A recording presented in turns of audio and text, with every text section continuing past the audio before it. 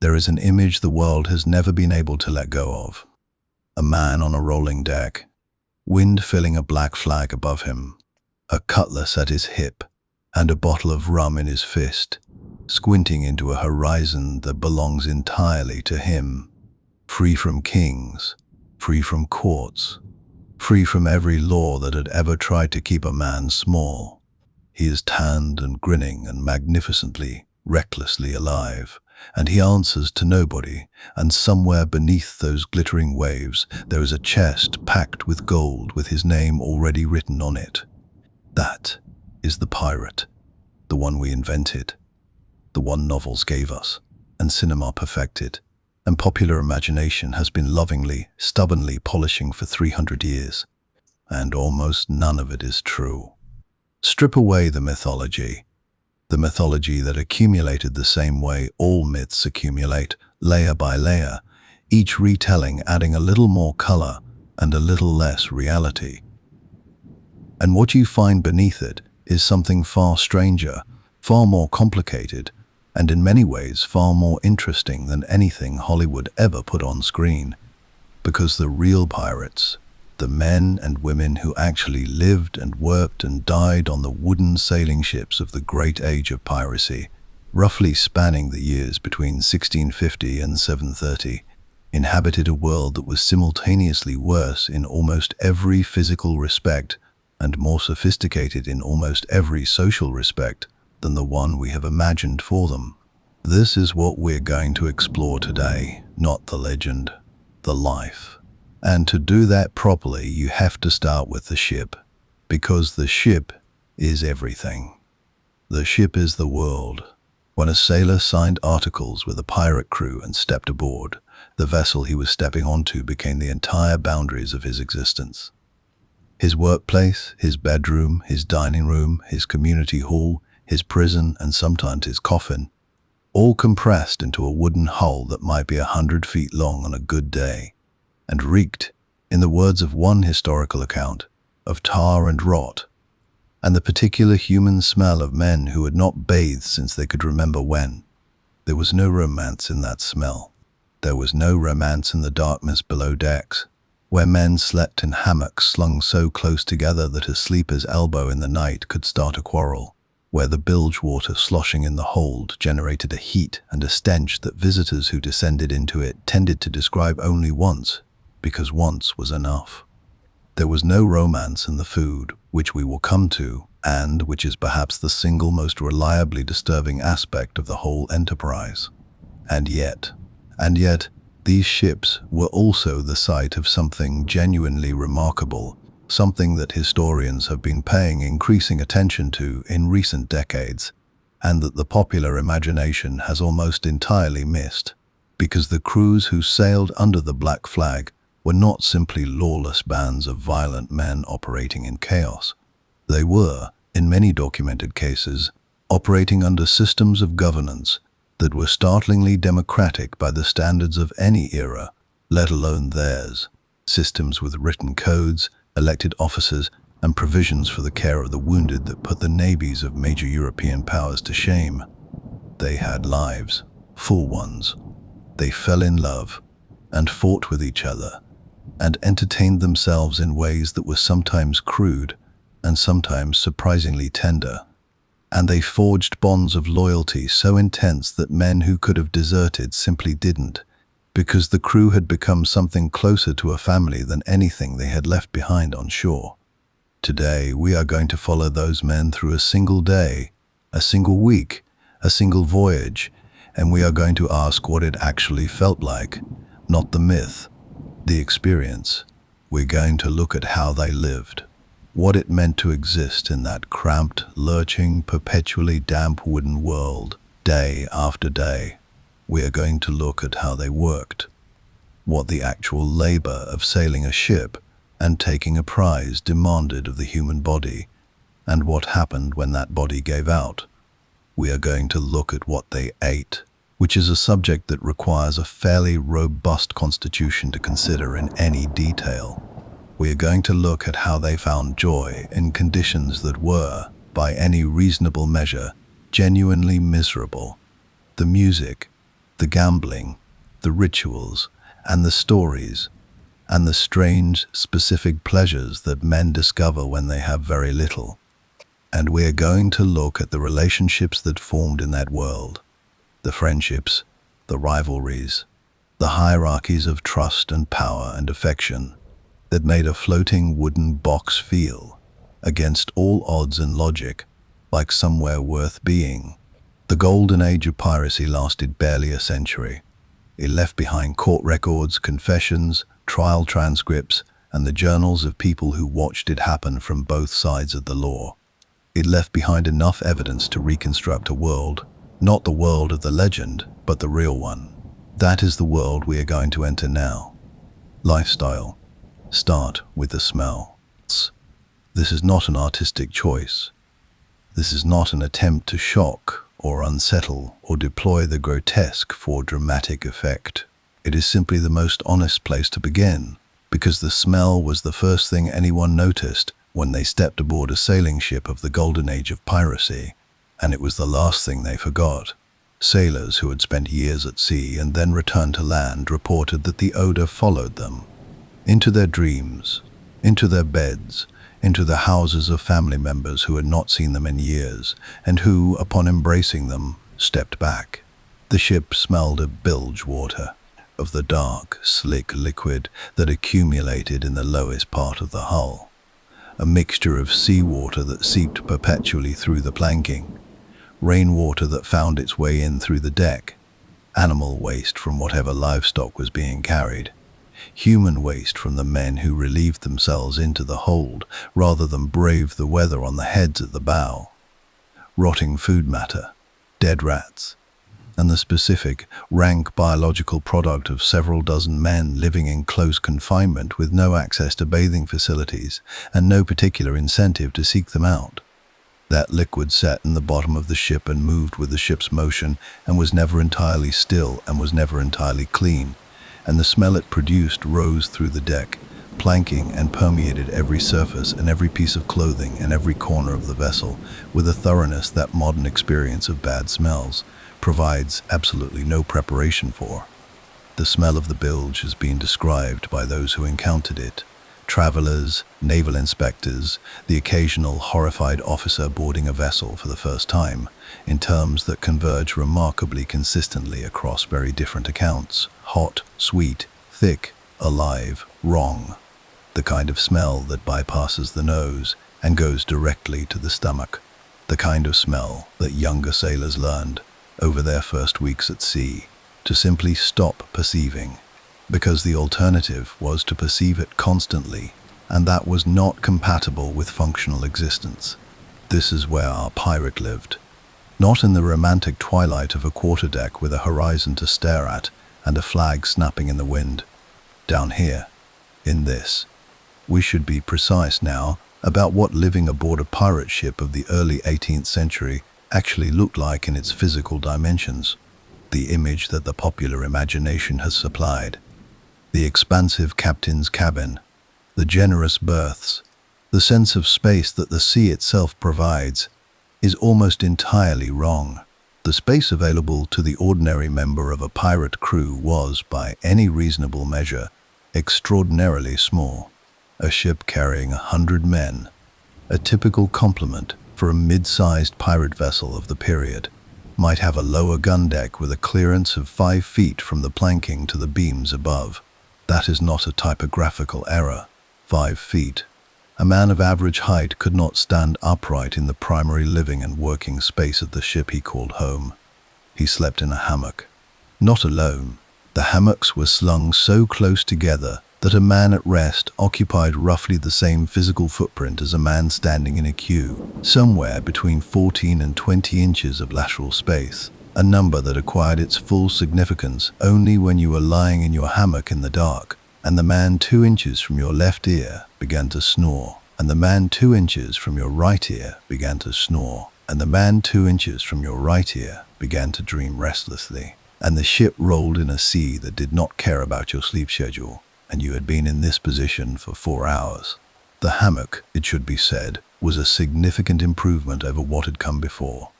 before hammocks became standard on European vessels in the 16th century, adopted, interestingly, from the indigenous people of the Caribbean, which is among the more benign exchanges in that particular history. Sailors slept on the bare deck planking, which was hard, cold, wet, and frequently shared with rats.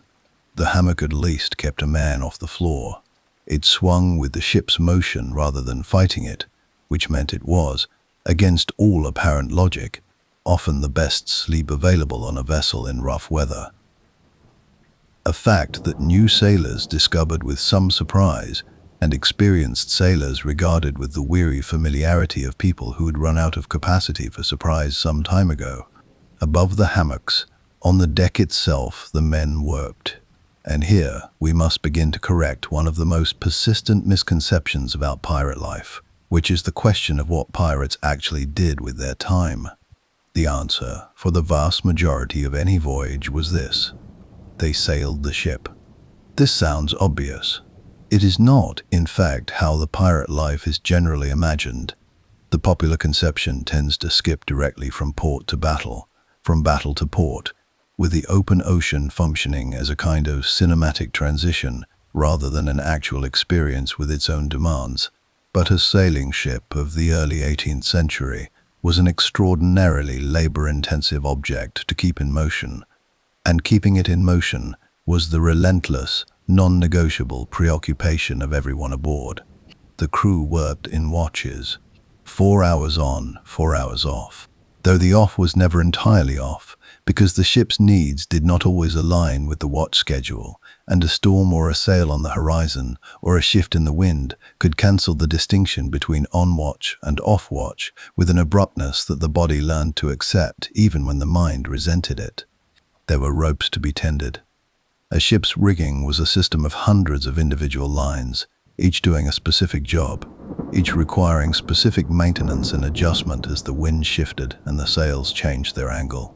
There was the hull to be inspected. There was the bilge to be pumped, always and continuously and without respite, because wooden ships leaked, and the water that entered the hull would sink the ship if it was not removed. And the pump was therefore one of the most important pieces of equipment on any vessel, and one of the most physically demanding to operate. Men pumped in shifts. The sound of the pump was, for many sailors, the sound of the sea itself. A rhythmic clanking that underscored everything else, present in calm weather and present in storms, audible from the deck and audible from the hammocks, the heartbeat of the vessel, and its perpetual assertion that it would like very much to remain above the waterline. There were sails to be mended, which required sitting with heavy canvas in your lap and a large needle, and driving it through material that resisted every effort with a stubbornness that left the hands of experienced sailors ridged with old puncture wounds and a particular kind of callus that formed nowhere else on the human hand. There were ropes to be spliced. A skilled sailor could splice 2 lines together so cleanly that the join was nearly impossible to detect, and this was considered a genuine art. And there was tar to be worked into the rigging to preserve it against the salt air, which was black and pungent, and got onto every surface it touched, which was every surface. And then there was the waiting. This is the aspect of the seafaring life that the adventure narratives have always most aggressively elided, because waiting does not make for compelling cinema. But it was, by a considerable margin, the dominant experience of any ocean voyage. The sea between a pirate's home port and their hunting ground, or between one hunting ground and the next, might take weeks to cross. The Atlantic crossing from the Caribbean to the African coast, a route that pirates like Bartholomew Roberts worked in the early 18th century, could occupy the better part of 2 months. 2 months of open ocean, with no land visible in any direction and no prospect of any, with the same faces and the same sounds and the same smells and the same 4-on 4-off rhythm of the watch. The sky and the water and the occasional flying fish. The horizon, unchanging, what this meant for the men who endured it. And they did endure it, not because they had no choice, but because they had made a very specific calculation about what they were willing to endure and what they were not, is something that the historical record captures only in glimpses. We know that boredom was constant. We know that the physical conditions of the voyage were, by any modern standard, genuinely harsh in ways that go beyond the merely inconvenient. We know that disease was a companion as reliable as the pump. But what the record also shows, and what requires more attention than it typically receives, is what pirates built inside those conditions to make them survivable. Because this is where something genuinely surprising enters the story. Something that has been documented extensively by historians since the mid-20th century, and that popular accounts of the pirate life have been systematically slow to incorporate, perhaps because it complicates the image too severely. The men who sailed under the black flag did not live in simple, brutal anarchy. They lived under articles, the Articles of Agreement, the Pirate Code, to use the term that cinema has made famous, though the historical reality was considerably more prosaic than the phrase implies, were written contracts, negotiated and signed by the entire crew before a voyage began, that established the rules of life aboard the vessel with a specificity and a democratic formality that would have surprised most governments of the era. The articles varied somewhat from ship to ship and captain to captain, but a remarkable number of them shared common features, and the features they shared tell you something important about what the men who signed them actually wanted and what they understood, from experience, was necessary for a group of armed men to function together in extreme confinement without destroying each other. The captain, under most pirate articles, was elected. He was elected by the crew, and he could be removed by the crew, voted out by a majority, relieved of command, replaced, for reasons that ranged from cowardice in battle to simple incompetence to the kind of authoritarian tendency that the men who had mostly come from naval service had specifically fled and had no intention of tolerating again.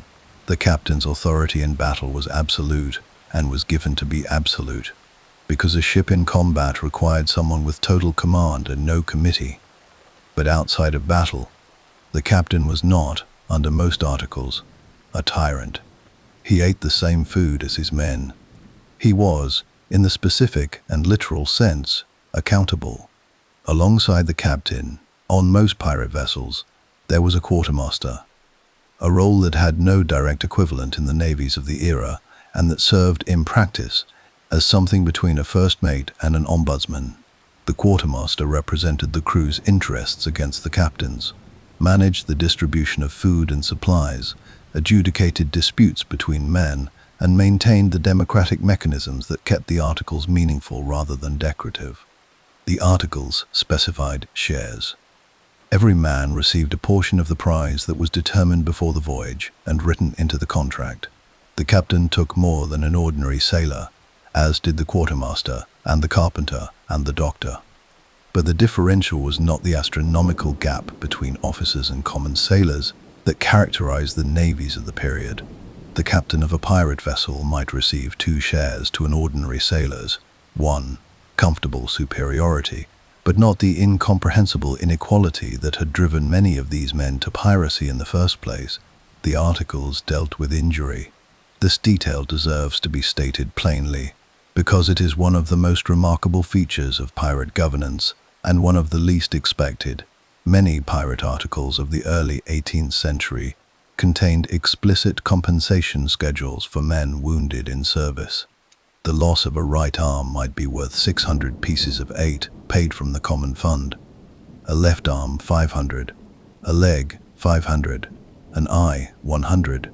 These were negotiated agreements, written down and witnessed, that acknowledged something which the naval establishments of the major European powers had not bothered to acknowledge formally, that the body of a fighting man had value, and that damaging it in service of the enterprise created an obligation. Whether every captain honored every article in every circumstance is another question entirely. There were disputes, betrayals, captains who exceeded their authority. Human nature did not suspend itself because a contract had been signed. but the existence of the articles. The fact that these men thought it important enough to write these things down at all tells you something about who they were and what they valued and what they had learned. Through hard experience, it was necessary to build into any arrangement that was going to survive contact with the grinding reality of months at sea. The reality of months at sea, which brought you back, always, to the dark below decks, to the hammock and the pump and the smell that was the permanent underscore of everything else, to the men around you, known by now in the specific, involuntary intimacy of shared confinement, to the horizon, unchanging, to the wood of the ship around you, warm from a day's sun or cold with a night's Atlantic wind, always damp, always moving slightly even at anchor, never entirely still. You lived in a wooden box that could kill you in 100 ways. You had signed a contract that said the men around you had agreed, in advance and on paper, to treat you with a fairness that the world you had left behind had never offered. You pumped the bilge in your watch and you slept when you could, and you waited for the horizon to change. This was the pirate life. Not the flag, not the battle, not the treasure. This first, all of this first. And they chose it anyway, which is, perhaps, the detail that says the most. F.O. Vood. There is a detail from the historical record that tends to produce a specific response in modern audiences when they encounter it for the first time. Not horror exactly, not the sharp recoil of genuine disgust. Something more complicated than that. A kind of slow, dawning recalibration of sympathy, the feeling of understanding something about another person's life that you had not previously understood, and that makes the ordinary difficulties of your own life seem, briefly and instructively, very small. The detail is this. A man who had been at sea for 3 months would, upon encountering a piece of fresh fruit, weep, not because he was sentimental, not because the fruit reminded him of home, though it may well have, but because his body, by that point, knew exactly what it was looking at, knew it with the absolute certainty of a system that had been running on deficit for weeks and had been tracking that deficit at the cellular level with a precision that no conscious mind could match. The gums that had been softening and darkening, the joints that had been aching in ways that had no clear cause, the old scar on his forearm from the rope burn 3 years ago that had, inexplicably, begun to open again as though the injury were fresh. The fatigue that had stopped being tiredness and become something structural, something foundational, something that lived below the level of sleep and was not resolved by it. His body knew what a lime was before his mind had finished looking at it. This is where the food takes you if you follow it far enough. But we should begin, as the pirates themselves began, at the beginning. The beginning was hardtack. Hardtack was a biscuit. The word biscuit requires immediate qualification because the association it carries. The warm, soft, yielding thing that arrives alongside a bowl of soup is so precisely opposed to what hardtack actually was that the same word applying to both represents something close to a failure of language. Hardtack was flour, water, and salt, mixed and baked until every molecule of moisture had been driven out of it. It was then baked again, because the first baking was not considered sufficient. The result was a dense, pale, tooth-challenging disc, roughly the diameter of a man's palm, that had the texture of dry clay and the flavor of almost nothing, and whose primary virtue, its single, non-negotiable, genuinely impressive virtue, was that it lasted, not for weeks, for years, for decades in the right conditions. A sealed barrel of hardtack could cross the Atlantic and cross it again and still be, at the end of that process, exactly what it had been. At the beginning, hard, flavorless, and technically edible. Technically edible is doing a great deal of work in that sentence. The question was whether it remained technically edible alone, or whether, after a few weeks at sea, it remained technically edible in the company of whatever had moved in. The whatever was weevils. Small, dark, Extraordinarily numerous beetles that found their way into ship's biscuit with a reliability that might be described as admirable, if it were not quite so unappetizing. The weevils were not occasional. They were not the exception. They were, after the first month at sea, the standard condition of the hardtack, present in such numbers that the biscuit, held up to what little light the below-deck spaces afforded, could be seen to move.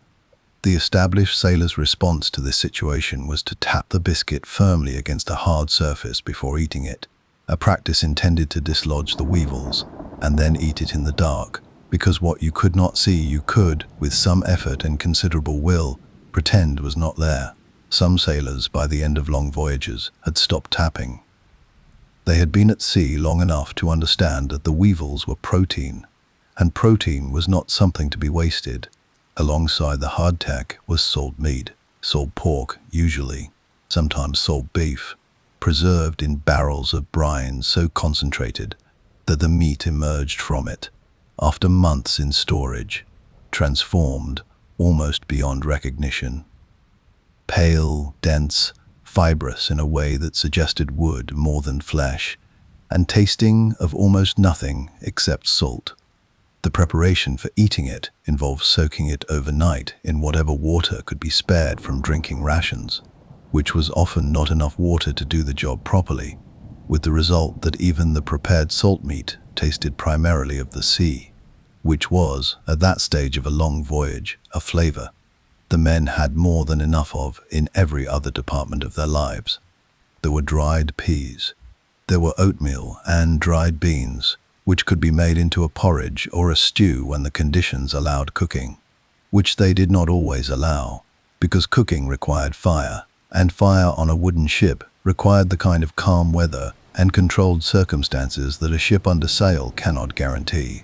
The hearth or firebox sat in the galley, and the galley was the domain of the ship's cook, who, in a detail that says a great deal about the pragmatic economies of a pirate crew, was often a man who had lost a limb, an arm or a leg, usually, in some previous action. The cook's job required intelligence and patience, and the willingness to produce edible food from materials that resisted the description. But it did not require climbing the rigging. It was the work available to a man who could no longer do the other work, and it was understood and allocated accordingly. In rough weather, there was no cooking at all. The fire went out, or was never lit, and the men ate their hardtack cold and dry and whatever else could be consumed without heat. And they did this for however many days the weather required them to do it, and the days could be many. The water deserves its own accounting because the water was not, by the time it was drunk, water in any sense that the word usually conveys. It was stored in wooden barrels, sealed as well as the cooperage of the era permitted, and it began its decline from the moment it went into those barrels. Within weeks, it had turned the color of weak tea and developed a smell that polite sources describe as stale and impolite sources describe with more honesty and considerably more color. Within months, it was a greenish, slick substance with an active biology of its own, thick with microorganisms that the men who drank it could not see and could not test for, but could taste unmistakably.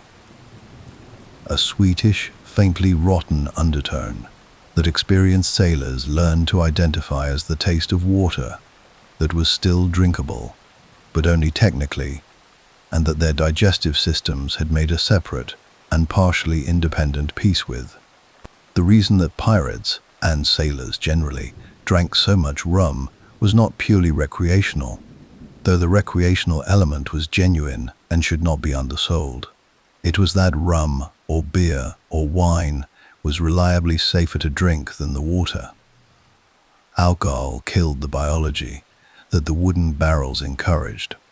A man who substituted rum for water was making a rational, evidence-based decision with the tools available to him. And the fact that the decision also produced intoxication was, from a certain angle, a secondary benefit in conditions that offered very few benefits of any kind. But let us return to the scurvy, because the scurvy is where the food and the body meet in the most consequential possible way. And it is the aspect of the sailor's nutritional reality that the popular imagination has most thoroughly sanitized. Scurvy is a deficiency of vitamin C. This is the clean, clinical, modern description of it. The experience of it, the actual physical day-by-day progression of what happens to a human body that is denied vitamin C for long enough, was something considerably less clean and considerably less clinical, and the men who experienced it, and the men who watched it happen to their crewmates, described it in terms that have not improved with time. It began with fatigue, not ordinary tiredness. That was already the baseline condition of a man on watch schedule, but a fatigue that was different in quality, heavier, more foundational, as though something structural had shifted below the level of muscles and bones. Then the joints began to ache, the gums began to soften and then to darken, turning a color that accounts describe as purple-black, and then to swell until the teeth moved in them, and then loosened, and then, in advanced cases, came free. The breath became extraordinary. The skin developed spots, and then, in a detail that struck the witnesses of it as almost supernaturally wrong, old wounds began to open. Injuries that had healed completely years ago, in some cases, old scars from old battles or old accidents, began to reopen, as though the body were reversing its history, as though healing were simply something the body had done on credit and was now being required to repay. The pirates were not without solutions to this. Unlike the naval vessels of the major European powers which operated on fixed rations and authorized routes, pirates moved according to their own logic, and that logic included, when the need arose, the need for fresh food.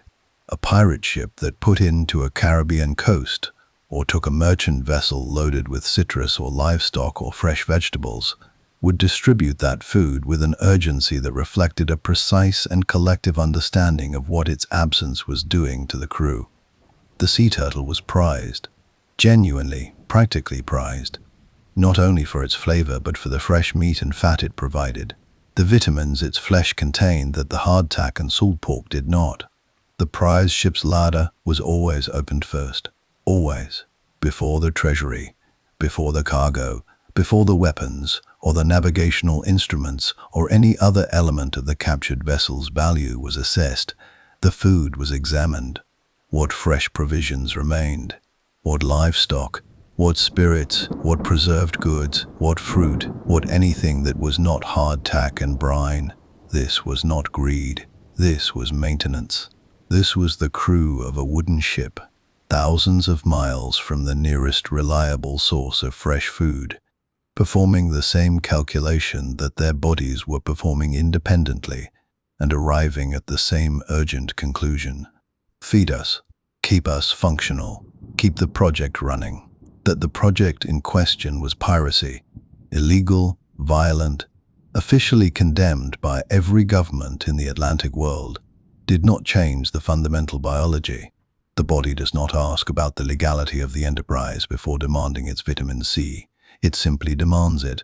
And the man in the hammock, tapping weevils out of his biscuit in the dark, eating it anyway, knowing that the water in the barrel is something he will drink but not enjoy, waiting for the horizon to offer something, anything, fresh and alive and new. He was doing what men have always done in difficult circumstances. He was getting through today, and hoping, without too much specificity about the mechanism of the hope, that tomorrow would be somewhat better. Work.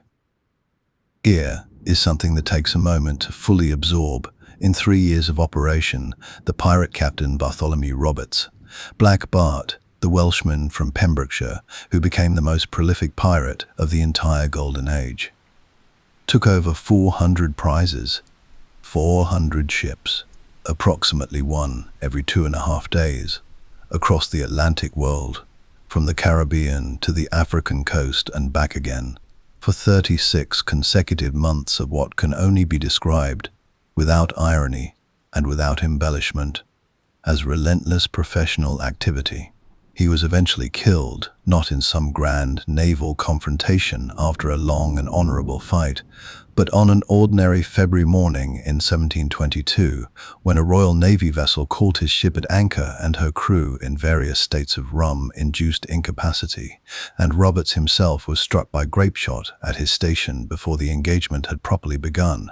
He died, by the accounts of those present, still on his feet, still facing the enemy vessel, still at work in the most fundamental sense, and was thrown overboard by his crew before the ship was taken, in accordance with what they understood to be his wishes, so that the man who had captured 400 ships would not himself become a spectacle for the navy that had finally caught up with him. 400 prizes. It is the number you have to hold on to when you think about pirate work, because it refuses the image of the essentially idle buccaneer lounging in tropical harbors between sporadic episodes of adventure. Roberts was not an anomaly in his productivity. He was an extreme, yes, but an extreme that illuminates a reality rather than distorting it. The pirate ship was a working vessel, the men aboard it were working men, and the work, in its totality and its daily texture, and its physical demands, and its genuine complexity, was something that the legend has almost entirely failed to convey. Let us begin with the ordinary day, not the prize, not the battle. The day before the prize, and the day before that. The long, grey, rolling continuity of ocean time that constituted the vast majority of any voyage's duration, and in which the actual labor of keeping a sailing ship functional and moving was performed. The watch system divided the crew into shifts, and the shift structure was the skeleton around which every other aspect of shipboard time was organized. The standard arrangement, 4 hours on, 4 hours off, with 2 shorter 2-hour dog watches in the late afternoon and early evening to rotate the schedule so that the same men were not always standing the same watches, meant that there was no such thing, for anyone on a working ship, as a continuous night's sleep. You slept in 4-hour increments, interrupted by the ship's bell marking each half hour, by the noise and movement of the watch change, by the weather, by the ship herself, her creaking and groaning and the sound of the water against her hull that, in a storm, became something less like background sound and more like a physical force that entered through the ears and settled in the chest. The men coming on watch in the middle of the night, hauled from their hammocks in whatever darkness the latitude and season provided, still warm from sleep, still carrying the fugue of it, were required to be functional within minutes. Functional meant alert enough to handle lines under command, to respond to sudden shifts in wind or weather, to perform whatever task the officer of the watch required of them. In the dark, on a wet deck, with hands that were already roughened beyond what most people reading this have ever experienced their own hands being, and that would be roughened further by the night's work. The rigging was everything. The rigging was the nervous system of the ship, the network of ropes and spars and blocks through which the wind's energy was captured and directed and translated into forward motion, and without which the ship was simply an expensive and increasingly waterlogged box. Managing the rigging was not a task that could be delegated to the inattentive or the unskilled. It required knowledge, specific, technical, hard-won knowledge about which lines controlled, which sails, which adjustments produced, which effects, how to read the wind in the canvas before the canvas could tell you what it needed in words. It required physical strength, because the forces involved in a loaded sail and a working breeze were substantial, and managing those forces required men who were willing to put their bodies into the work with a directness that left marks, and it required, above everything else, the willingness to go aloft. Going aloft means what it sounds like, climbing the rigging, up the ratlines, the horizontal rope steps fixed to the shrouds, to the tops, the platforms fixed at the junction of the lower mast and the upper, and then beyond the tops, up the topmast shrouds to the crosstrees, and in some configurations beyond even that. A mainmast on a large vessel of the period could rise 100 feet above the waterline. 100 feet above a deck that was itself moving, rolling in the swells, pitching in a following sea, yawing in a crosswind, so that the mast's upper sections were describing arcs through the air with a pendulum motion that was, to anyone not accustomed to it, and some who were, deeply alarming. The men who went aloft in working conditions clung to the foot ropes strung beneath the yards, the horizontal spars from which the sails were hung, and leaned out over the yard to work the sail, their weight resting on the rope beneath their feet and their upper bodies unsupported, working with both hands in order to do the job, which meant that the only thing keeping them in contact with the ship was the pressure of their stomachs against the yard and the purchase of their feet on the foot rope beneath it. They did this in daylight, and they did this at night. They did this in calm weather, when the work was merely demanding, and they did this in storms, when the work was actively trying to kill them, when the mast was swinging through arcs that no architect would have endorsed, and the yard was bucking, and the sail they were trying to furl was fighting back with the full energy of a North Atlantic gale, and the rain was horizontal, and their hands were so cold they were operating on muscle memory alone because sensation had largely ceased to be available. Men fell. This is not a marginal detail. Men fell from the rigging with a regularity that the historical record confirms, and that the glamorized narrative of the pirate life has chosen not to dwell on, because a man falling from the mainmast into the sea, or onto the deck, which was frequently worse, does not contribute usefully to the romance. Falling into the sea from a ship under sail was, in most circumstances, a death sentence. The ship could not easily stop. Even if she could stop, by the time she had turned and come back, if she came back at all, the sea had generally completed its work. The man was gone, and the remaining men noted the fact and continued theirs, because the ship required it, and sentiment was a luxury that the ocean did not offer on credit. The carpenter stood apart from this general labor in the specific gravity of his indispensability. Where other crew members could be lost and, eventually, replaced, the carpenter was the man on whom the physical integrity of everything else depended. He knew the ship the way a doctor knows a patient.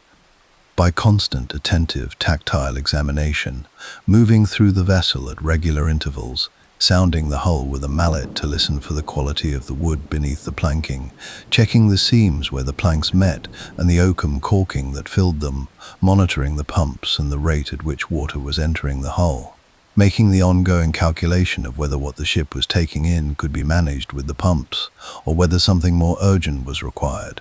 On pirate ships, carpenters were not merely valued, they were protected. When a pirate crew took a prize, one of the first assessments made of the captured vessel's crew was whether she carried a carpenter, and if she did, that carpenter was pressed, required to join the pirate crew whether or not he wished to.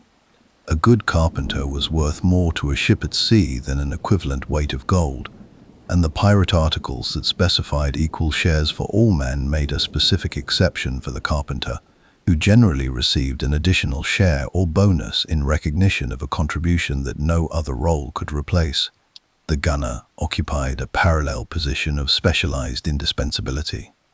The artillery aboard a pirate ship required maintenance that was not merely regular but constant.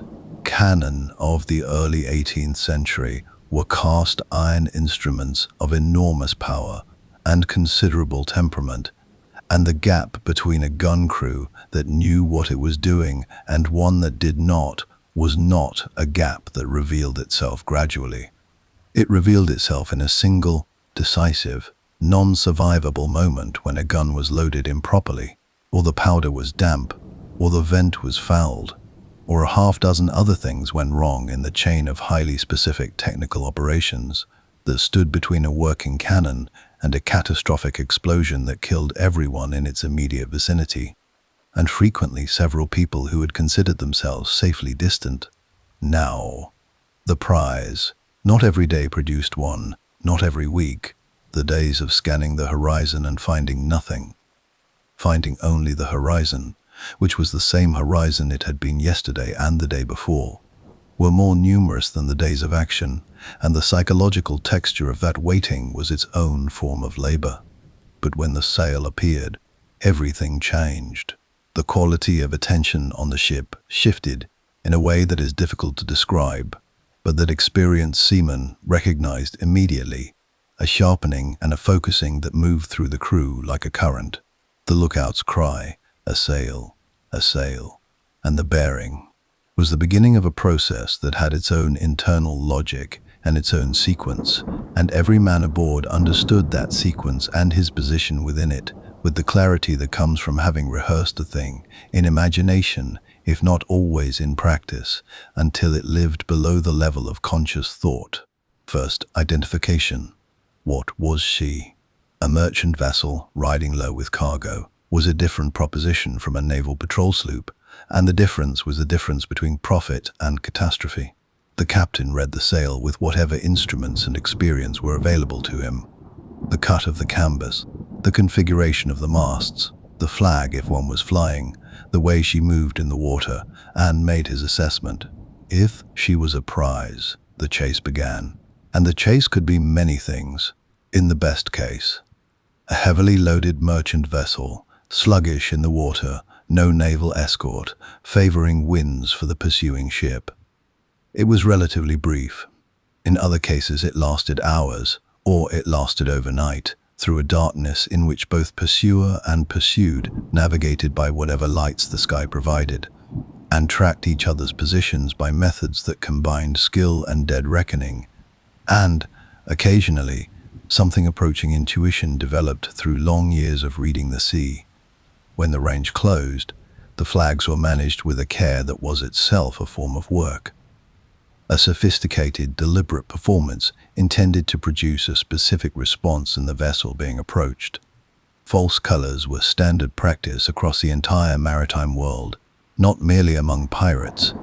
The navies of major European powers flew false flags as a matter of tactical doctrine, and a pirate crew approaching a potential prize under a friendly flag was not doing something unusual. The unusual moment, the departure from the expected, was the moment when the false flag came down and the black flag went up. The black flag, the Jolly Roger. It appears here, at this point in the account, and it appears for a specific and operational reason rather than a decorative one. The flag was not primarily a declaration. It was a tool. Its purpose was to produce, in the crew of the vessel being approached, a psychological response so immediate and so total that the alternative to surrender became, in the moment of seeing it, too costly to seriously consider. The flag said, "You know who we are, and you know how this ends if you make it end badly." Many vessels surrendered immediately. This is not something the legend chooses to emphasize, but it is what the historical record shows with considerable consistency. The majority of merchant vessels taken by pirates in the Golden Age were taken without significant resistance, but not always. And when not always, the work became the most violent work available to human beings. The gun spoke first. A warning shot across the bow, a round fired into the rigging to demonstrate capability and intent. And here the gunner's work and the carpenter's work converged in a specific and somewhat counterintuitive way, because the pirate ship's artillery was not, in most cases, aimed at the hull of the vessel it was attacking. Sinking the prize was economically irrational. What the guns were aimed at was the rigging, the masts, the yards, the sails, the running lines that controlled them. Disable the rigging and the ship could not maneuver, could not escape, could not maintain the distance that a defending crew needed to make their defense effective. The grappling hooks came next, thrown from the approaching pirate vessel, large iron hooks on weighted lines, hurled with the specific expertise of men who had practiced this. They caught in the prize's rail or rigging and were hauled in by men at the other end of the line, dragging the two vessels together, locking them into a proximity that made the subsequent work possible. The work was boarding. Boarding was close, fast, and decisive, in a way that the word combat does not adequately capture. The men who went over the side onto the deck of a resisting prize did so with pistols and cutlasses and boarding axes and, in some cases, grenades, glass bottles or hollow iron spheres packed with powder and fitted with a fuse. The intention was a shock so sudden and so overwhelming that the will to resist collapsed before it could organize itself into effective action. It usually worked, and in the immediate aftermath, in the strange, ringing quiet that followed a successful boarding, the quartermaster came into his authority. He led the inspection. He questioned the captain of the prize. He oversaw the transfer of goods. He tracked every transfer against the article's provisions for division, because the men who had just boarded a resisting vessel at personal risk had a claim on what was found there that was formalized and specific. There was one more category of work that deserves its own accounting: careening. Wooden ships accumulate passengers, not human ones, biological ones. The weed and barnacles that attached themselves to the hull below the waterline had no regard for the crew's preference about speed, and left unaddressed, slowed the vessel with a thoroughness that eventually rendered the difference between a pirate sloop and a merchant ship academic. A fouled hull was a slow hull, and a slow hull could not chase prizes and could not escape pursuit. And for a pirate vessel, the inability to chase or escape was not an inconvenience. It was an existential threat. Careening required finding a hidden coastline, a sheltered cove, away from naval patrols, and beaching the vessel on a falling tide, deliberately grounding her so that her hull could be exposed. The masts were lowered, the guns were removed, and then the crew went over the side and scraped. They scraped the hull clean with iron tools, working in the sun and the shallows, removing the accumulated growth of months at sea with a physical effort that was relentless and unrewarding in every way except the one that mattered. The ship, refloated on the returning tide, moved cleanly again. While careened, the ship could not fight, could not flee, could not do anything except lie on her side in a hidden cove, stripped of her artillery, her crew scattered across the beach, trusting that the location was secret enough to remain undiscovered for the several days the work required. It was the most vulnerable the ship ever was, and every man aboard understood this, and performed his part of the work with the additional urgency of people who knew that speed was not merely professional virtue but actual safety. This was the work: the rigging and the watch, and the pump, and the gun and the chase, and the boarding and the careening. Day after week after month, across oceans that did not care who you were or what flag you flew. The men who did this work were not, for the most part, the desperate criminals that the governments hunting them preferred to describe. Many were former naval sailors who had spent years doing essentially the same work for a fraction of the pay, under conditions of brutality and arbitrary punishment that the pirate articles had been specifically designed to leave behind. They were working men who had made a calculation about which working conditions were acceptable and which were not, and who had acted on that calculation with the tools available. The tools happened to include cannon, but the work, the watching and the sailing and the maintenance and the labor of keeping a wooden ship alive on an open ocean was recognizable. It was the work of skilled men who knew their trade and applied it under conditions that would have broken people who were merely brave without being also capable. They were both. Entertainment. The first thing to understand about entertainment aboard a pirate ship is that it was not optional. This sounds like an odd claim. Entertainment, in the modern understanding of the word, sits in the category of supplementary pleasures, the things that make life more enjoyable, that we pursue when the necessary work is done, that we give up without catastrophic consequence when circumstances require it.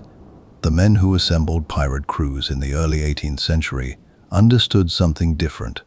They understood, through the accumulated evidence of what happened when you put several dozen armed men in a confined wooden space for months, at a stretch with nothing to occupy them but the grinding routine of the watch, that boredom was not a minor inconvenience.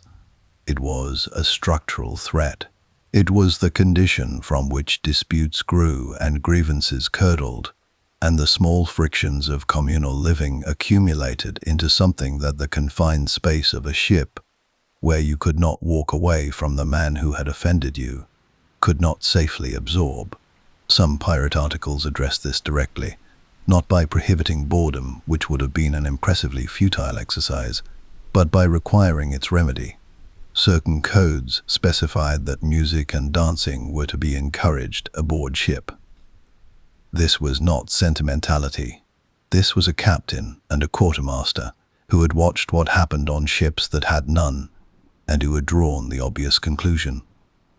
The fiddle was the instrument of the sea, not the grand violin of concert halls, though it was the same physical object, strung and bowed, but the sailor's fiddle played hard and fast and for dancing rather than contemplation, producing the reels and jigs and hornpipes that could make a damp deck into something resembling a celebration. Every ship that could manage it carried a fiddler, and the fiddler's status aboard was a curious one. He was a working sailor who did his share of the watches and the pumping and the rest. But he was also, in the evenings and at anchor and in the hours between watches when the ship was quiet and the men needed something to do with the quiet, something closer to a communal resource. The fiddle came out, and men who had spent the day soaked and exhausted from hauling lines found, with a reliability that must have felt almost miraculous, that their feet had opinions about the music that their bodies had not yet finished expressing. Men danced with each other. This detail tends to produce a small pause in modern audiences, and the pause is worth examining, because what it reflects is an assumption that the sailors of the early 18th century did not share and would not have recognized. On a ship with no women, men who could dance were entertainment, and entertainment was valuable, and the value was understood entirely without the freight of meaning that subsequent centuries attached to it. The sailor who could lead a hornpipe, the specific, vigorous one-man dance associated so thoroughly with seafaring that it became a kind of occupational emblem, was a man who could do something useful with the crew's collective boredom, and on a pirate ship that made him worth having in a way that extended beyond his value on the rigging. Bartholomew Roberts, by multiple accounts, was himself fond of music and maintained musicians as an explicit priority aboard his vessels. When his crew took a prize, instruments aboard were noted alongside the currency and the provisions. A good fiddler found from a captured merchant ship was, in the economy of a pirate vessel's morale, a prize within the prize. And then there was the singing. The shanty, the work song of the sailing ship, occupied a position that blurred the line between labor and entertainment so thoroughly that the distinction became largely academic. The shanty was functional. It coordinated effort, synchronized the pulls of a dozen men hauling a line or turning a capstan, provided the rhythmic framework within which coordinated physical work could be performed efficiently. But the shanty was also, inescapably, music. It was communal voice, collective expression, the thing that turned a group of individuals performing identical physical tasks into something that felt, for the duration of the song, more organized and more purposeful and more human than the task alone could make it feel. In the evenings, at anchor, between watches, the singing continued.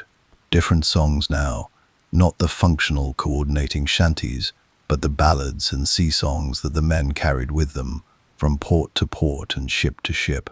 The slow catalogue of the maritime world's emotional life, songs about women left behind, about storms survived, about ships lost, and men who did not come back from the going down. The sea generated its music from its own experience, and the men who sang it were not performing sentiment. They were processing it, in the only available medium, together. Storytelling occupied the hours that music did not fill, and the storytelling had its own economy and its own conventions. The experienced sailor was always, in some sense, a narrator, a man whose biography was a sequence of voyages and ports and encounters that constituted an oral archive of wherever the sea had taken him. You told what you had seen. You told what had happened on the last ship, the ship before that, the voyage 3 years ago when the weather had done something that still did not seem entirely possible in retrospect. You embellished where embellishment was available, because the audience understood the convention and rewarded it. The sea's superstitions belonged to the storytelling tradition, and they were not, in the minds of the men who held them, separable from genuine knowledge. The albatross that followed the ship was a good omen, and the man who killed one was not merely breaking a taboo, he was making a decision that the community of the ship judged with the seriousness of a consequential act, because the sea was large and its moods were real, and the margin for error was not wide enough to afford casual contempt for what the accumulated experience of sailors said about its behavior. St. Elmo's fire, the pale, cold electrical discharge that sometimes appeared on the tips of masts during electrical storms, was a sign, interpreted variously depending on where and when it appeared. Dolphins following the ship were fortunate. A shark following the ship was not. The gambling was universal and specifically prohibited, which tells you everything you need to know about the gambling. Dice and cards appeared in the articles as items of concern. Several surviving codes explicitly banned playing for money, and the reason the prohibition appeared in the articles at all was that the consequences of not prohibiting it had been observed and found to be bad. A man who gambled away his share of a prize had gambled away the return on months of dangerous work. The disputes that gambling generated were documented. They were the kind of disputes that the quartermaster spent his adjudicating energy on. The gambling continued anyway. There was theater of sorts. The historical record preserves accounts of pirate crews performing mock trials, elaborate, enthusiastic enactments of the legal proceedings that many of them had escaped, and some would eventually face. Men took roles: judge, prosecutor, defendant, jury. The defendant was charged with some invented or semi-invented offense. The prosecution made its case with a flair that suggested the performance had been prepared rather than improvised. The verdict was reached. The sentence, theatrical, exaggerated, almost certainly involving rum, was pronounced and applied. What to make of this? That men who had actively removed themselves from the legal structures of their societies found those structures interesting enough to perform for entertainment, whether this was mockery, a deliberate deflation of the institutions they had rejected, or something more genuinely complicated, is a question the historical record raises without fully answering. Perhaps both. Perhaps neither requires an answer, and the performance itself is the thing. A group of armed men on a wooden ship in the middle of the ocean, making each other laugh. The animals deserve a mention because the record includes them with an affection that cuts through even the most official and formal of the sources. Cats were practical. Ratting, the maintenance of the grain stores against the rodent population. But the accounts of sailors and their cats go beyond utility into something that looks very much like what it is. A small, warm, independent creature that could be held in a hammock at night. That purred. That was alive in a way that the wood and the rope and the water were not. Parrots were brought aboard from Caribbean and African ports, and the pirate's parrot of popular imagination is, in this case, grounded in something real. Bright, loud, strange birds that sailors genuinely kept and that provided, in addition to companionship, a daily demonstration that the world contained things other than water and hardtack and waiting. You were a man who had signed articles and chosen the life and lived in the smell and eaten the food and done the work. And in the evenings when the fiddle came out and someone's foot began to move before his mind had authorized the movement, and the deck that had been a workplace became briefly something else, something closer to a floor, and the ship that had been a vessel became briefly something else, something closer to a place. You were also, still, a man, with a body that responded to music, with a mind that wanted stories, with hands that could learn a card game and a laugh that could be produced by a well-timed joke in the dark. The sea did not grant sentiment. The ship took care of that, whether the sea granted it or not. Relationships and the management of conflict. There is a particular kind of relationship that only forms under specific conditions, and the conditions are these: confinement, duration, shared danger, and the absolute impossibility of leaving. On shore, relationships are self-selecting in ways that are so fundamental we rarely notice them. You choose who you spend time with.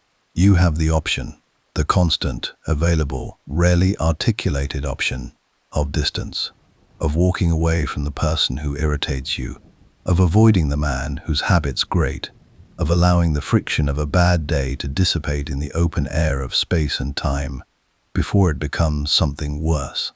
The option is so routinely available that its absence, when it occurs, produces a psychological effect that most people are not prepared for.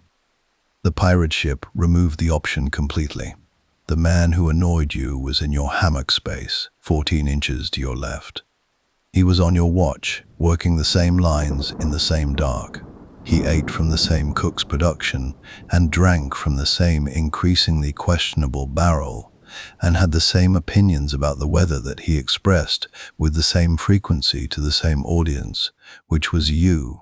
Because in 4 months at sea, the audience had heard everything everyone had to say at least 3 times, and was continuing to listen not from interest, but from the structural reality of having nowhere else to be. Out of this, out of conditions that seem, on their face, to be a reliable recipe for mutual destruction, something was built, something that requires a more careful word than friendship, because friendship implies choice, and the initial formation of these bonds did not always involve choice. It was more like what happens when water is forced through a narrow space. The confinement doesn't weaken it, it gives it pressure. The basic social unit of the ship was the mess. 4 to 8 men who ate together, shared duties together, occupied adjacent hammock space, and functioned, in the daily texture of shipboard life, as each other's primary community. The mess was not formally assigned in all cases. It accreted, the way most genuine communities accrete, through proximity and compatibility and the gradual accumulation of shared experience that makes certain people's company more bearable than others. You knew your messmates. You knew their tolerances and their limits, and the exact expression they wore when they were frightened but did not want to show it. You knew which of them could be relied upon and in which specific circumstances. When one of your messmates was ill, you carried his watch. When he was injured, you looked after the injury.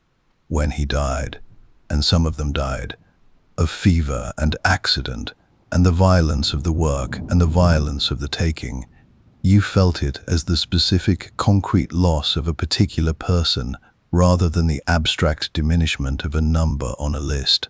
But there was something else, something that exists in the historical record, with enough specificity and enough documentation to demand honest engagement, and that the popular account of pirate life has generally found too complicated to include.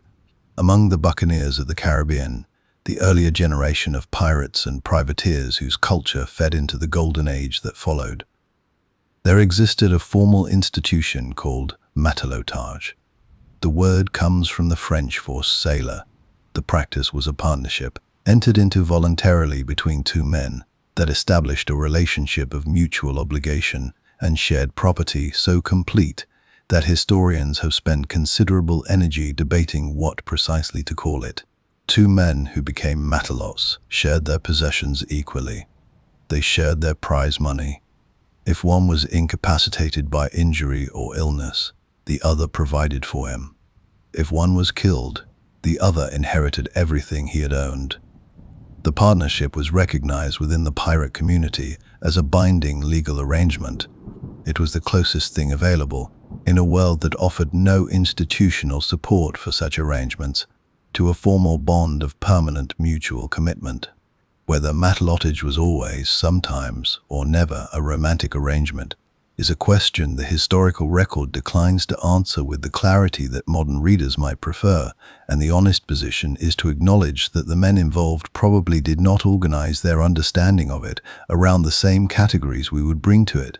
What is clear is that the bond it created was recognized as real, taken seriously, and depended upon. In an environment where trust was the most valuable and the most scarce commodity available, where your life could depend on the man beside you.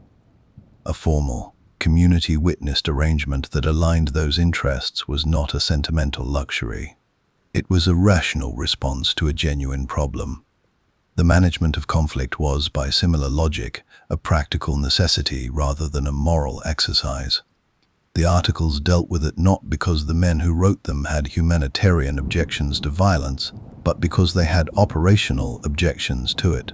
A crew that turned its weapons on itself was a crew that was no longer a functioning enterprise. The prohibition against fighting aboard ship was among the most consistent features of pirate articles across different crews and different eras. It was not a prohibition against fighting in general. These were men whose entire professional existence was organized around the application of violence, but a specific spatial prohibition, not here, not on the ship. If you have a grievance against a crewmate that requires physical resolution, the articles had an answer for it: take it ashore. On land, with witnesses, with agreed rules, with swords or pistols, if that was what it came to, the matter could be settled. The ship remained intact. The quartermaster held a kind of court. This represents something genuinely unusual in the legal landscape of the early 18th century. A dispute resolution mechanism that operated democratically, that gave ordinary working men access to a formal process, that took their grievances seriously as a matter of institutional function rather than personal generosity. The quartermaster heard both sides. He applied the articles. He rendered a judgment that the community was expected to enforce. Theft was the charge most consistently treated with the greatest severity. The irony is almost too obvious to state, and yet it demands statement. Men who had organized their professional lives around the taking of other people's property treated theft within the community as among the most serious violations available. The logic was not hypocrisy. It was the logic of any community that understands the difference between how it operates in relation to the outside world and how it must operate internally to function at all. What the crew had was the cruise. A man who stole from his crewmates was attacking the foundation of the arrangement that made everything else possible. The punishments the article specified for theft were not gentle. Marooning, the practice that popular imagination has converted into something almost picturesque, was, in reality, a death sentence delivered slowly. The marooned man was left on an uninhabited stretch of coast with a pistol and a single charge of powder. The pistol was not for defense. Everyone understood what the pistol was for. Some men used it, some did not and survived. And those survivals were remarkable enough to enter the permanent record. Alexander Selkirk, marooned on the island of Juan Fernandez and rescued 4 years later, gaunt and feral, and the unwitting inspiration for the novel that would become Robinson Crusoe being the most famous case. The treatment of prisoners, the crews of captured merchant vessels, reveal something about pirate relationships with the broader world that the simple narrative of outlawry obscures. It varied across a spectrum from brutal to surprisingly decent, what the historical record also preserves, with a specificity that gives it credibility, is a pattern that requires acknowledgement. Pirates who had themselves come from merchant or naval service sometimes specifically sought out merchant captains with reputations for cruelty to their own crews, and provided those captains with a correction. There are documented accounts of merchant sailors who watched the black flag go up with something that the accounts describe, with various degrees of discomfort at what they are recording, as relief. The pirate crew asking who the captain was. The crew's answer, the tone of it, the particular quality of the silence that followed. telling the boarding party everything they needed to know, and the boarding party acting on what they were told with the specific enthusiasm of people who understood from personal experience exactly what was being described, because some of them had served under men like him, and some of them had left the legitimate maritime world in direct consequence of men like him. The proximity to death shaped everything. It gave the relationships their specific gravity, their intensity, their particular quality of being more important than shore relationships of comparable duration, because the shared knowledge that tomorrow the weather might change, or the prize might fight back, or the naval vessel over the horizon might be faster than it looked, compressed time in a way that made the present heavier. What you had was what was here, the men around you, the ship beneath you, the fact of being alive on this particular morning. Some pirates were religious, with a sincerity that surprises people who expect the contradiction to be impossible. Bartholomew Roberts, who took 400 prizes and accepted no argument about their legitimacy, did not permit work or fighting on Sundays. The Sabbath was the Sabbath. The article said so, and he meant it. And the men who sailed with him operated within that structure because they had agreed to, and because Roberts himself provided no evidence that the rule was negotiable. This, too, was a relationship between a man and whatever he believed was watching. Watching from beyond the horizon, beyond the weather, beyond the final account that everyone aboard understood, in their more honest moments, was coming eventually and would not be avoided by speed or skill or the quality of the articles. The relationships were real. The ship was small. The ocean was very large. What they built inside that smallness, the messes and the matalottages and the quartermaster's courts and the unspoken agreements and the specific trust of men who have watched each other work at the edge of what is survivable, was not nothing.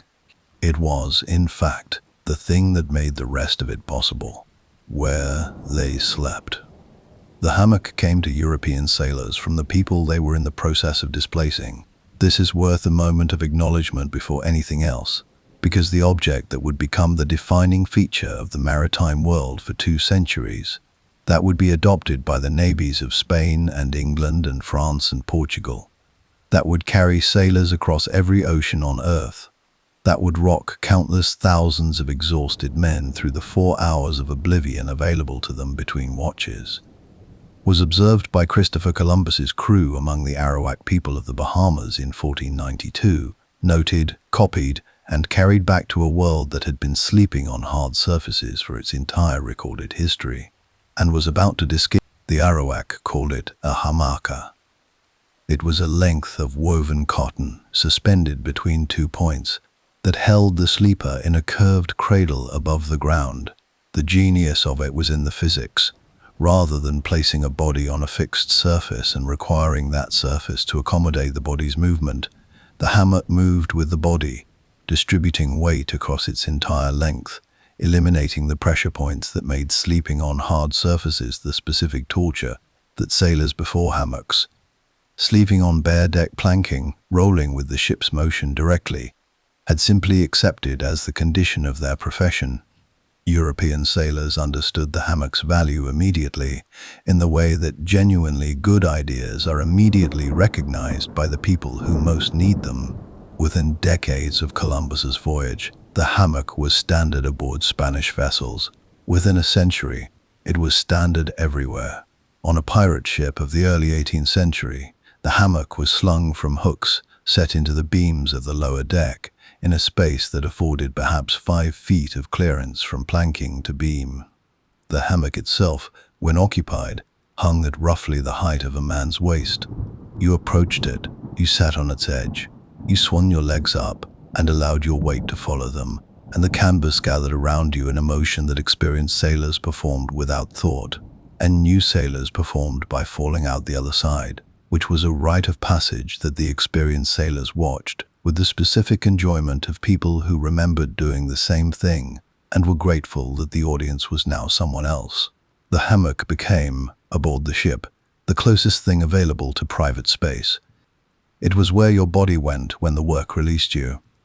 It was where whatever internal life you maintained, the thoughts and memories and calculations and fears, that the grinding routine of the watch had no room for, surfaced briefly before sleep took them. Some men kept small possessions nearby, a locked chest bolted to the deck beneath the hammock, containing whatever they had that was worth keeping. A letter, a coin, a small carved object from a port visited years ago. The material minimum of an interior life, stored beneath the place where that life was briefly permitted to resume. In calm weather, in the trade winds, running before a steady breeze on a sea that had settled into the long, even Atlantic swell. In those conditions, the hammock delivered something close to what it promised. The swell moved the ship, and the ship moved the hammock, and the hammock moved the sleeper, and the motion was slow enough and regular enough that the body did not resist it, but yielded, and the yielding became sleep. Not the sleep of a man in a modern bedroom, in controlled temperature, in darkness that has been deliberately produced, in a silence that has been actively maintained. Something rawer than that, something more continuous with the environment it was embedded in. The creak of the hull, the sound of the water, the voices of the watch above, all of it present, none of it entirely shut out, but present in the way that familiar sounds are present. Not intruding, not demanding, simply there, the background against which the foreground of sleep occurred. Here is a detail that modern sleep research has confirmed, and that would have surprised nobody who had ever spent significant time in a hammock. The gentle rocking motion of a suspended sleeper accelerates the onset of sleep and deepens its quality. The mechanism is neurological. The vestibular stimulation of slow, rhythmic motion produces brain activity associated with deeper sleep phases, and the body in a hammock, rocked by whatever the sea provided, was receiving that stimulation continuously. The pirate in his hammock on a calm night in the Caribbean, surrounded by the smell of bilge and the sound of 50 other men breathing, 4 hours from his next watch, and aware of it even in sleep. That man may have been getting, in the narrow technical sense, better sleep than you get in your bed tonight. The storm changed everything. Not the hammock's fundamental physics. The suspended canvas still self-leveled as the ship rolled, still moved with rather than against the ship's motion, still performed the function it was designed for, better than any fixed surface could have. But the storm's motion was not the gentle Caribbean swell. The storm was the North Atlantic in February, or the South Atlantic in the hurricane season, or any of the 100 configurations of wind and water that the ocean produced when it chose to remind the men sailing on it of the precise relationship between their ambitions and its indifference. In those conditions, the ship did not roll. She fought. She pitched and corkscrewed and fell into the troughs of waves and climbed the faces of the next ones, and the hammock moved with her. But moving with her in those conditions meant moving in ways that made sleep not merely difficult, but physical work. The body bracing constantly, the hands gripping the canvas edges, the muscles engaged even in the attempt at rest, and the noise. The noise below decks in a serious storm is something that requires hearing to understand, and something that, once heard, is not forgotten. The hull working, the technical term for the flexing and shifting of the ship's timbers under the stress of heavy weather, the planking and frames and knees moving against each other, produced a sound that was less like a building in a storm and more like the building was alive and in pain. A continuous, low, multi-tonal groan that came from everywhere simultaneously, from the woods surrounding you on every side, that rose and fell with the ship's movement, and that communicated, without any possibility of misunderstanding, that the thing keeping you above the ocean was under significant stress and had opinions about it. The water hit the hull from outside, at close range. You could feel it as well as hear it. The impact transmitted through the planking, physical against your body, even through the canvas of the hammock, a percussion that the sea performed on the hull's exterior, while you lay inches from it on the interior. Men who had never been to sea imagined the ocean as something you moved across, Men who had been to sea for any length of time understood it as something you were continuously, intimately in contact with, separated from by 2 inches of oak that the storm was testing with methodical enthusiasm. And yet the historical record preserves accounts of men sleeping through storms that strain credibility until you understand the mathematics of exhaustion. A man who has been on 4 hours off for 3 weeks, whose body has accumulated a deficit of rest that no single night could clear, whose muscles carry the specific fatigue of physical work performed in difficult conditions. That man does not always have the option of staying awake. The body makes its own decisions. The storm raged and the hull groaned and the watch above shouted through the weather and the pumps went and the hammock swung in its wild, storm-driven arc. And somewhere in that cacophony the exhausted body found the only thing it had been looking for. 4 hours. Sometimes less. Enough to continue. We began this documentary with an image. A man on a rolling deck, a black flag above him, a cutlass at his hip, and the horizon to stare at, and the magnificent invented freedom of a life that answered to nothing, and wanted for nothing, and burned bright and brief, and gloriously uncomplicated against the blue of a sea that existed specifically to receive it. We have spent our time since then in the bilge, not as a corrective exercise, not as the pedant's reflex to puncture romance wherever it is found, but because the truth of how these men actually lived is not less interesting than the legend. It is more interesting, in all the ways that real things are more interesting than invented ones. The hammock, and the hardtack, and the weevils, and the quartermaster's court, and the fiddler, and the matelot, and the storm heard through 2 inches of oak, at close range. These are not the diminishment of the story. They are the story. They are what it actually was to be a person who made this choice and lived inside it, day after day, on a vessel that was trying to sink, and an ocean that did not care whether it succeeded. The men who sailed under the black flag were not heroes. They were not the exotic criminals the governments hunting them needed them to be.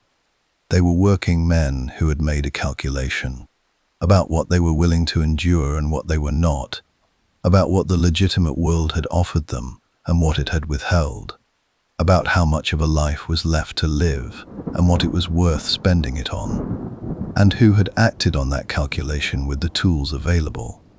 The tools happened to include a ship and articles, and a fiddler, if they were lucky, and a hammock, swinging in the dark below decks, 4 hours from the next watch, rocking to whatever the sea provided. There is a modern mattress beneath you tonight, or close enough to tonight that the difference does not matter.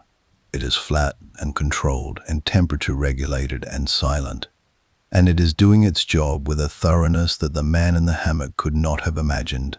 And it will give you, if the research is to be believed, technically inferior sleep, missing the vestibular stimulation, the rocking, the way the body in a hammock is held rather than simply supported. This is a small thing. The context around it, the smell, the dark, the cold, the knowledge of what the next 4 hours would ask, makes the technical advantage irrelevant. And yet he slept. When sleep was available, he took it. When the storm gave him a moment between its demands, his body found the thing it needed with the urgency of a system that understood something his conscious mind did not always have access to, that rest was not indulgence, that the body was the instrument everything else depended on, that the hammock, in the dark, surrounded by the breathing of 50 other men and the groaning of the ship and the permanent sound of the pump, the hammock was home. The only home the ocean allowed, and it was enough.